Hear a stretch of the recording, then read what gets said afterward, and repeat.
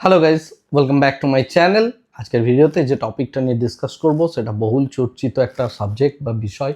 সেটা হচ্ছে এই যে ভেনেজুয়েলার প্রেসিডেন্টকে মোটামুটিভাবে ইউএস টোটালি নিউ ইয়র্কে নিয়ে চলে গিয়েছেন এবং তার যে ইমেজ সেটাও ডোনাল্ড ট্রাম্প প্রকাশ করেছেন যে তিনি এখন ইউএসএতে রয়েছেন।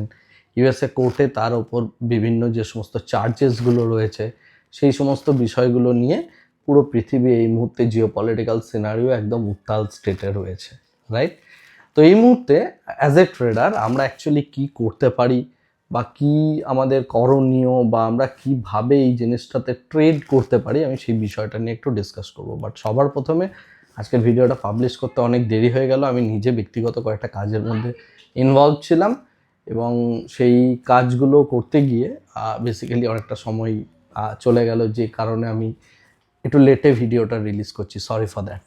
তো যাই হোক, মেইন যেটা কথা, যে এই যে আক্রমণটা হলো বা এই আক্রমণের বিহাইন্ডে ইউএসের যে অয়েলের দিকে একটা বড় ইন্টেনশন রয়েছে সেটা তো আমরা বুঝলাম। এর সাথে সাথে যেটা দেখা যাচ্ছে, এই আক্রমণটার সাথে সাথে 800 টনের মতো সিলভার ভেনেজুয়েলা থেকে পুরো গায়েব হয়ে গিয়েছে, রাইট? তো কীভাবে গায়েব হলো, কী কারণে গায়েব হলো সেটা নিশ্চয়ই আর নতুন করে বলতে হবে না। তো 800 টনস সিলভার পুরোপুরি ভেনেজুয়েলা থেকে গায়েব হয়ে গেছে।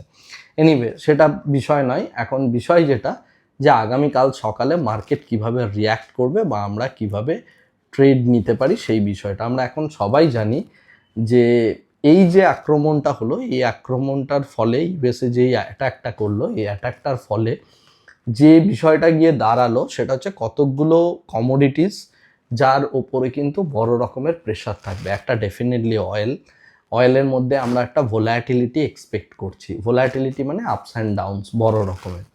তাছাড়াও গোল্ড এবং সিলভারের মধ্যেও আমরা বড় রকমের ভোলাটিলিটি এক্সপেক্ট করছি। ভোলাটিলিটি মানে বড় ফল বড় রাইজ, ওকে? শুধু একতরফাভাবে রাইজ একতরফাভাবে ফল আমি সেটা বলছি না। ভোলাটিলিটি মানে বোথ সাইড যেতে পারে না। বোথ সাইড যদি যায়, আমরা কিভাবে এই বিষয়টাকে দেখব এবং কেন যেতে পারে সেই বিষয়টা প্রথমেই বলিনি। প্রথম কথা হচ্ছে, যখনই কোনো এরকম গ্লোবাল আনসার্টেনটিস আসে বা এইরকম টাইপের একটা প্রেশার আসে, সেই প্রেশারটা কিন্তু রীতিমতো ইনভেস্টারদেরকে নাড়া দেয় এবং এক্ষেত্রে বড় বড় যে সমস্ত ইনস্টিটিউশনাল ইনভেস্টার আছেন তাদেরকেও নাড়া দিয়েছে। কেন না, এরকমভাবে যদি ইউএসের একটা আক্রমণ হয়, ভেনেজুয়েলা যে কাজটা এতদিন ধরে করছিল সেটা হচ্ছে যে ভেনেজুয়েলার অয়েলের ওপর ইউএস অলরেডি একটা স্যাংশন দিয়ে রেখেছিল, কিন্তু তারা ইরানের যে নেটওয়ার্ক আছে সেই নেটওয়ার্কটাকে ইউজ করে, অর্থাৎ ইরানের ওপরেও স্যাংশন ছিল, তো ইরান সেই কারণে ইউএস স্যাংশনকে বাইপাস করে কিভাবে অয়েল সেল করা যায় সেই ট্যাকটিক্সটা ইরানের জানা ছিল এবং সেই বিষয়টাই ইরান ভেনেজুয়েলাকে দিয়ে তার অয়েলটাকে সাপ্লাই করতো এবং এই বিষয়টা কিন্তু চলছিল। এর সাথে সাথে চায়না ভেনেজুয়েলাকে রীতিমতো ফান্ডিং করত। উল্টো দিক থেকে দেখতে গেলে রাশিয়া তাদের মিলিটারি ইন্টেলিজেন্স ইত্যাদি বিভিন্ন রকম জিনিসপত্র দিয়ে ফান্ডিং করত ভেনেজুয়েলাকে রীতিমতো। তো এখন এই তিনটে কান্ট্রি কি রিয়াকশন দেয় তার উপরে পুরো গেমটা নির্ভর করছে। এরা এখন অবধি খুব যে হার্ড লাইন টাইপের একটা রিয়াকশন দিয়েছে সেটা নয়, ডেফিনেটলি প্রত্যেকেই কন্ডেম করেছে। বাট এই বিষয়টা কোন জায়গায় যায়, কতটা বড় তারা এসকালেশন করবে, ডেফিনেটলি রাশিয়া, চায়না এবং ইরান এরা কিছু না কিছু প্ল্যানিং তো করছেই। উল্টো দিক থেকে দেখতে গেলে ইউএস এই অ্যাটাকটা করে যে সিগন্যালটা প্রত্যেকে দিল যে তোমরা যতই ভাই বাইপোলার মাল্টিপোলার ওয়ার্ল্ডের কথা বলো, আমাদের ওয়ার্ল্ড এখনও ইউনিপোলারই আছে and that is US dominated. এই টাইপের একটা মেসেজ দেওয়ার বড় প্রচেষ্টা কিন্তু ইউএসএ প্রেসিডেন্ট ডোনাল্ড ট্রাম্প তিনি করলেন। এক্ষেত্রে অয়েল মার্কেটের ওপর তিনি তো আধিপত্য বিস্তার করতেই চলেছেন। তাছাড়া অ্যাজ এ বিজনেসম্যান উনি কিন্তু পুরো মার্কেট স্ট্রাকচারকে পুরোপুরিভাবে ভোলাটাইল রাখবেন, যাতে সেই ভোলাটাইল থেকে তার যে সমস্ত ভেস্টেড ইন্টারেস্টগুলো আছে, অর্থাৎ যেভাবে তিনি পয়সা বানান, তার বিভিন্ন কোম্পানি, তার ফ্যামিলি ফ্রেন্ডসদের যে সমস্ত কোম্পানি তারা যেভাবে পয়সা বানান সেই বিষয়টার দিকটা তিনি কিন্তু দেখবেন। এটা খুবই ন্যাচারাল, ওকে? তো এখন বিষয় হচ্ছে আমরা অ্যাজ এ ট্রেডার কীভাবে বিষয়টাতে অ্যাপ্রোচ করব। প্রথম কথা হচ্ছে, কাল সকালে যখন মার্কেট ওপেন হবে সেই মুহূর্তে কিন্তু দু তিনটে জিনিস দেখার আছে। প্রথম কথা হচ্ছে, আমাদের মার্কেটটা ওপেন হওয়ার আগে সবার আগে আমরা জানি গ্লোবাল মার্কেটের রেসপেক্টে ফিলিপিন্সের মার্কেট সবার আগে ওপেন হয়, তারপর Japan, Australia and then China and after that India, right? তো এই এতগুলো মার্কেট ওপেনিং হয়ে গেলে কাল সকালে সবার আগে আমাদের দেখা উচিত হচ্ছে এশিয়ান মার্কেটের রিয়াকশন।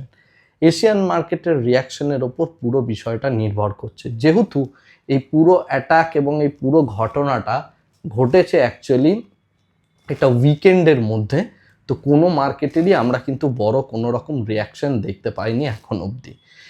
তো মার্কেটে অ্যাকচুয়ালি পজিশন তৈরি করে এই পুরো গেমটা প্লে করা হয়েছে। যারা মার্কেটের প্লেয়ার, যাদের কাছে ইনসাইডার নিউজ থাকে, বড় ফান্ড হাউসেস, আমি ইন্ডিয়ার কথা বলছি না, আমি অ্যাক্রস দ্য গ্লোব বলছি, বিশেষ করে ইউএসের ফান্ড হাউসদের কথা বলছি।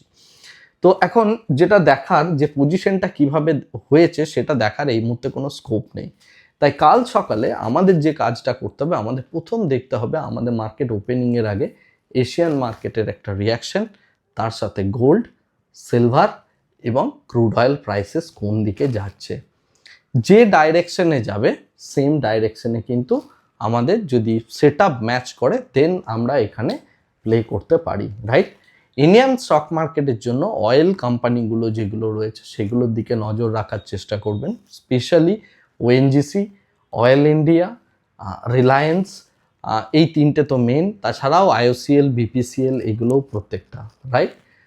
যদি গ্লোবাল ক্রুড প্রাইসেস বাড়ে তাহলে সেক্ষেত্রে যেটা ইম্প্যাক্ট ফেলবে, বা ওএনজিসি বা যে সমস্ত অয়েল কোম্পানিগুলো অয়েল এক্সট্র্যাক্ট করে বা রিফাইন করে তাদের ক্ষেত্রে কিন্তু এটা একটা, মানে অয়েল এক্সট্র্যাক্ট যারা করে তাদের ক্ষেত্রে এটা কিন্তু একটা পজিটিভ ইম্প্যাক্ট ফেলবে, রাইট? আর যারা রিফাইন করে তাদের ক্ষেত্রে একটা নেগেটিভ ইম্প্যাক্ট ফেলার বড় চান্সেস রয়েছে বা প্রবাবিলিটি রয়েছে।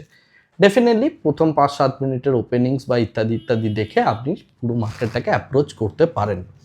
নেক্সট যে বিষয়টা ইম্পর্টেন্ট, আজকের ডেটে যদি আমরা FII data, client data, pro data এবং তার সাথে মানে শুক্রবারের যদি আমরা পজিশন দেখি, সেক্ষেত্রে এফআইআই কেবলমাত্র ইন্ডেক্স অপশনের নেট সেলার, ইন্ডেক্স ফিউচার্সের নেট সেলার, বাদবাকি সমস্ত জায়গায় পজিশন এফআইআই এবং ডিআইআই এবং মানে এফআইআই অ্যান্ড ডিআই এর পজিটিভ বায়াস আছে।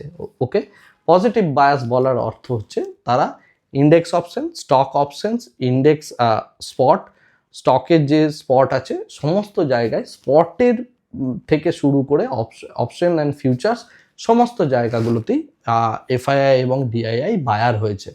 সুতরাং পজিটিভ বায়াস একটা আছেই। তো যদি কালকের মার্কেটে গ্যাপ ডাউন ওপেনিং হয় তাহলে সেক্ষেত্রে একটা উপরের দিকে উঠে আসার চান্সেস বা প্রবাবিলিটি আমরা দেখতে পাবো, অর্থাৎ গ্যাপ ডাউনের পর আমরা একটা আপ ট্রেন্ড দেখতে পাবো। যদি ফ্ল্যাট ওপেনিং হয় তাহলে ফ্ল্যাট ওপেনিংয়ের কিছুক্ষণ টাইমের মধ্যে একটা ডিস্ট্রিবিউশন অ্যান্ড দেন আমরা এর মধ্যে একটা ফল দেখতে পেতে পারি, রাইট? আর যদি গ্যাপ আপ ওপেনিং হয় তাহলে গ্যাপ আপ ওপেনিংয়ের পর স্লাইডলি ধীরে ধীরে মার্কেটের নিচের দিকে একটা মানে ডাউন ট্রেন্ডের বায়াস থাকা উচিত। এই 3 ধরনের প্লে আমরা করতে পারি। এছাড়া প্রত্যেকটা লেভেল যেগুলো রয়েছে, যেগুলো অ্যাকচুয়ালি আপনার বড় প্লেয়ারদের জন্য জোন হিসাবে কাজ করবে, বা যে সমস্ত জায়গায় তাদের অপশনের রাইটিং আছে সেই জায়গাগুলোতে, যেগুলোতে মানে স্ট্রাইক প্রাইস গিয়ে যদি পৌঁছে যায় তারা লস করতে পারে, সেটা জানার জন্য আমি ডেফিনেটলি আজকে লেট নাইট যে পোস্টটা দিই সেই পোস্টটা দেখে নেবো। তো কালকের মার্কেটটা ভীষণ রকম ক্রুশিয়াল একটা মার্কেট হতে চলেছে। তাছাড়াও যেটা ইম্পর্টেন্ট দিন, মানে ইম্পর্টেন্ট কথা, সেটা হচ্ছে কাল হচ্ছে 5 তারিখ। প্রত্যেক মাসে 5 তারিখের দিকে ডিআইআই এর হাতে ক্যাপিটালস আসে এবং 5 তারিখ, 6 তারিখ, 10 তারিখ এই সময়টার মধ্যে ডিআইআই এর হাতে এই এসআইপি মানি স্বরূপ যে পয়সাটা আসে সেটা একটা বড় পয়সা। সেটা দিয়ে ডিআইআই কতটা পরিমাণ আটকাতে পারছে সেটা একটা দেখার। সো পজিশন আপাততভাবে পজিটিভ আছে। কাল থেকে এফআইআইরা পুনরায় ব্যাক করবে ফুল ফ্লেজে, যেটা নিয়ে আমি 2 সপ্তাহ ধরে কন্টিনিউয়াসলি বলছি যে 5 তারিখের পর থেকে আমরা একটা ডিফারেন্ট টাইপের মার্কেট দেখতে পাবো। তো এই যে ইভেন্টটা হলো, ডেফিনেটলি এই ইভেন্টটা আমিও ফ্যাক্টর করিনি, কেউই ফ্যাক্টর করতে পারে না, কারণ এটা একমাত্র ইউএস প্রেসিডেন্টের ফ্রেন্ডস অ্যান্ড ফ্যামিলি এবং তার ক্লোজেস্ট লোকজন ছাড়া আর কেউই ফ্যাক্টর করতে পারবে না। বাট 5 তারিখের পর থেকে নতুন বছরের যে একটা নতুন রিদম শুরু হতে চলেছে, নতুন একটা মার্কেট শুরু হতে চলেছে, তার তো ডেফিনেটলি ইঙ্গিত রয়েছে। আমাদের মার্কেট পার্সপেক্টিভ থেকে দেখতে গেলে এরপরে আমাদের কোয়ার্টারলি রেজাল্টের সিজন, বা তার আগে এই যে শকটা, এই শকটা মার্কেট কিভাবে অ্যাবজর্ব করছে সেটা দেখার। এগ্রেসিভ পজিশন না নিয়ে যদি আপনি এই যে পয়েন্টগুলো বললাম এই পয়েন্টগুলোকে চেক করে আপনার টেকনিক্যাল সেট আপকে ম্যাচ করিয়ে ট্রেড করতে পারেন, আই হোপ আপনি কাল পয়সা বানাতে পারবেন। আজকের ভিডিওটাকে আর এর থেকে বেশি দীর্ঘায়িত করছি না, ভিডিওটাকে এই জায়গাতেই স্টপ করছি। Thank you very much, bye bye, tata.